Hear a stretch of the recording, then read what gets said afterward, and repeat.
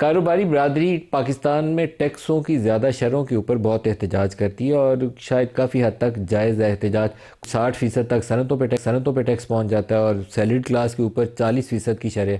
कुछ IT sector की कुछ कंपनीज जो थी, उनका कहना यह है कि उनके जो बेशतर प्रोफेशनल्स हैं वो अब वो तरजीह देते हैं कि बजाय पाकिस्तान में काम करने के किसी मिडल ईस्टर्न कंट्री में जाकर वहाँ काम करें, क्योंकि यहाँ उनकी सैलरी का बड़ा हिस्सा 100 रुपये में से 40 रुपये तो टैक्स में कट जाएंगे, 60 उनको मिलता है। तो मिफ्ता साहब, या is it a sustainable situation, या हमें इसको फौरी तौर पर एड्रेस करने के लिए कुछ इकदाम लेने चाहिए? सर बिल्कुल सस्टेनेबल नहीं है ना। आप 3-4 साल से हुकूमत हर रोज ये कहती है कि स्टेबिलिटी आई हुई है, स्टेबिलिटी आई हुई है। हम टेक ऑफ स्टेज पे हैं, लेकिन वो जहाज जो है वो खड़ा हुआ है एयरपोर्ट पे। टेक ऑफ तो बिल्कुल नहीं हो रहा। तो ये बिल्कुल सस्टेनेबल नहीं है। आज खबर आई है, आपने देखा होगा कि हमारी कुछ 60 या 80 कंपनियां जो हैं वो पाकिस्तान से उज़्बेकिस्तान शिफ्ट हो गई हैं। उनके वजीर ने बताया, हमारे वजीर से मैं मुलाकात करते हुए।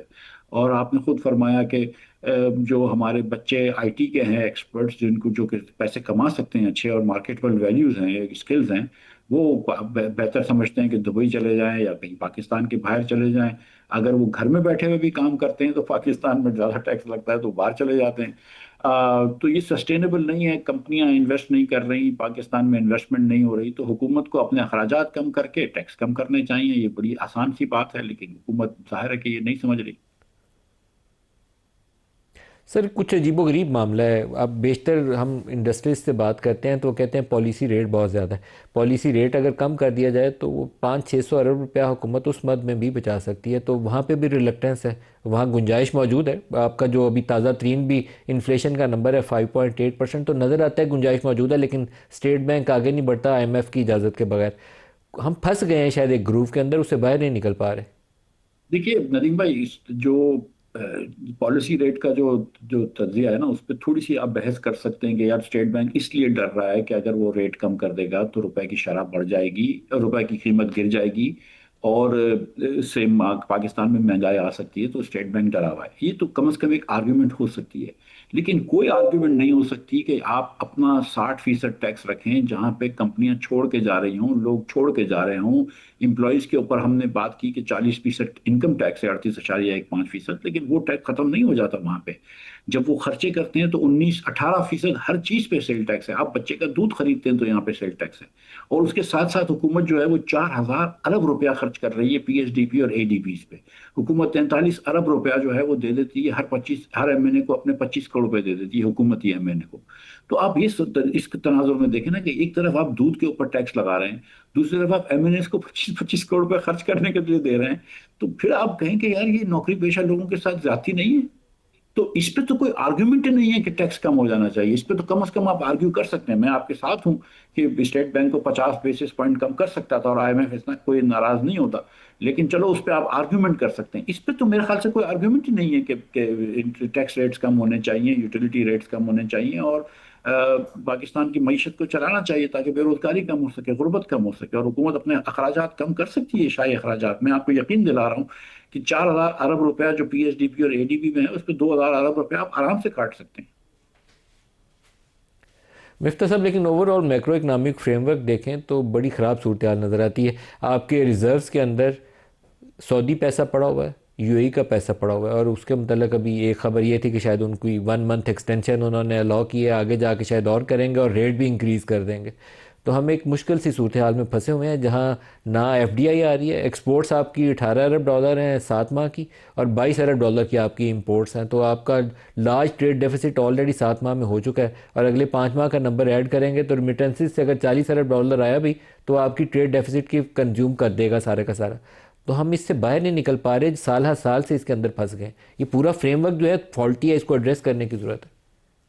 देखिए हम बाहर इसलिए नहीं निकल पा रहे कि हम बाहर निकलने की कोशिश नहीं कर रहे। हम आप देखें, ये हर खानदान को ये पता होता है कि अपनी आमदन देखो, उस हिसाब से अपने एक्सपेंडिचर्स करो। यहाँ पे हम उल्टी गंगा बहते हैं कि हम पहले सोचते हैं कि जो हमको मर्जी खर्चा करना है, उसके बाद हम जहाँ पे टैक्स लगा सकते हैं टैक्स लगाते हैं, वरना कर्ज ले लेते हैं। क्या आपने कर्ज लेने की स्पीड कम की? आपने इस साल में पिछले माली साल में 13% वो कर्ज लिया है जो पिछले 18-78 साल में लिया था। आपने 34, सॉरी, ₹37,000 फी पाकिस्तानी मजीद कर्ज ले लिया। हर पाकिस्तानी अब ₹3,33,000 का मकरूज है। आपकी टैक्स डेट टू जीडीपी 70.7% हो गई है और इस साल और बढ़ जाएगी। तो आपने अगर कहीं पर भी अखराजात कम नहीं करने, कहीं पर भी हुकूमत का फुटप्रिंट छोटा नहीं करना, तो आप ये क्यों सोच रहे हैं कि कोई चीज़ तब्दील हो जाएगी?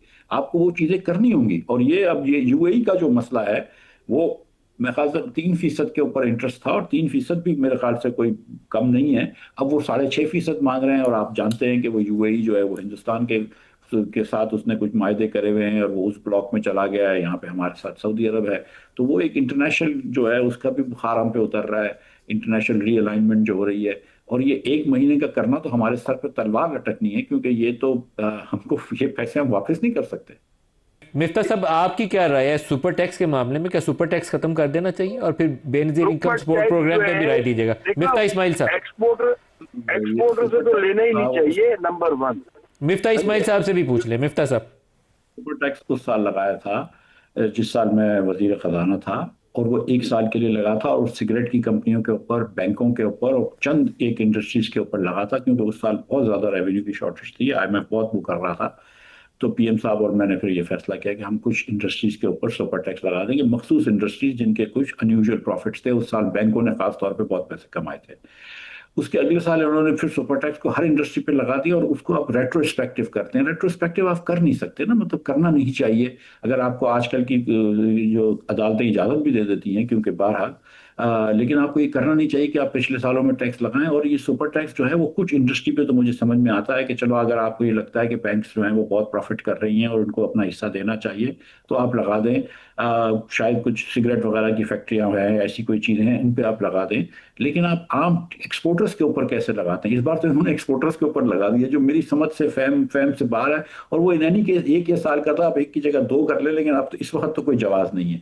जो जावेद बिलवानी साहब की बात है बिस्प से, तो मैं अक्सर इससे इख्तलाफ करता हूँ। बिल्कुल बिल्कुल बिस्प खत्म नहीं होना चाहिए, बल्कि बिस्प को 1% जीडीपी का होना चाहिए। हाँ, अलबत्ता बिस्प जो है वो एक प्रोविंशियल मसला है।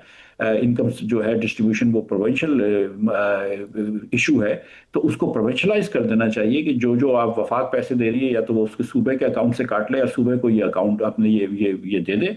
एक बड़ा अच्छा प्रोग्राम है, गरीबों के पैसे नहीं काटने चाहिए। हाँ, अगर आपको पैसे काटने हैं तो आप ऐसी बहुत जगहों पे सब्सिडीज देते हैं। मिसाल के तौर पे आप फर्टिलाइजर कंपनीज को सब्सिडी देते हैं, सस्ती गैस देके, वो आप खत्म कर सकते हैं। जो आपने बताया कि ½ अगर आप शरह सूद कम करें तो हुकूमत पर 500-600 अरब रुपया बच जाता है, वो आप कम कर सकते हैं। ऐसी बहुत जगह है। देखिए, अब 4,000 अरब रुपया हम खर्च करते हैं एडीबी और पीएचडीपी पे। पीएचडीपी पे अगर हम 2 साल अगर हम एडीपीएस और पीएचडीपी को आधा कर दें, तो कोई क़यामत नहीं आ जाएगी कि भैया आजकल हमारी इनकम नहीं है, हम मजीद रोड, रास्ते वगैरह, स्कूलें नहीं बना रहे। इन एनी केस मैं आपको ऐसे ही बता दूं कि 3,000 स्कूलें बलूचिस्तान में बनी थी, उसमें 2700 स्कूलें गोश्त थी। तो ये कोई मतलब, इससे स्कूलों बनाने से कोई बच्चे पढ़ भी नहीं रहे। तो मतलब ये पीएचडीपी जो है, ये आपको भी पता है नदीम भाई कि इसमें कितनी करप्शन होती है और ये क्यों किया जाता है। तो इन चीज़ों को अगर आप रोक दें, हाँ, आपको वाटर रिजर्वायर्स बनाने पड़े, आप वो ज़रूर बनाएं। लेकिन कुछ छोटी छोटी नालियां जो वफाक कर रही होती है सूबों के अंदर के, यार फला यूसी के अंदर एक नाली लगा दो, ये तो ज्यादती है ना, ये तो पैसे का जिया भी है। तो इन चीज़ों को आप रोक सकते हैं। ये सब आपकी एक बात सही है कि जो बेनजीर इनकम सपोर्ट प्रोग्राम है, ये सूबों को इसका वज़न उठाना चाहिए। हर सूबा जितना पैसा खर्च करना चाहता है खुले दिल से करे, लेकिन अपने हिस्से से करे। वफाक से ये एक्सपेंडिचर निकल जाना चाहिए।